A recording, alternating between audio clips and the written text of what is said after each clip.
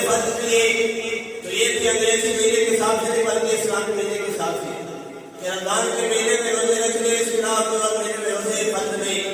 یہ نہیں کہہ سکتے کہ جنوری میں روزے فرض ہے, یہ نہیں کہہ سکتے کہ مارچ میں اپریل میں یا دسمبر میں فرض ہے, نہیں بلکہ روزے اسلامی مہینے کے حساب سے صرف رمضان میں فرض ہے, رمضان کے علاوہ کوئی نہیں. اور اسی طرح اس بات کا معاملہ بھی اسلامی مہینے کے ساتھ ہے.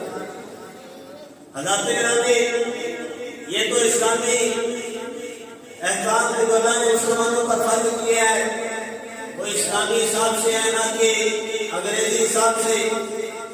اللہ رب العالمین کے پیارے محبوب حضور صلی اللہ تعالیٰ علیہ وسلم اپنے صحابہ کو جو عمل بتاتے رہے, ہمیں بھی چاہیے کہ وہی عمل کریں, وہی عمل کریں.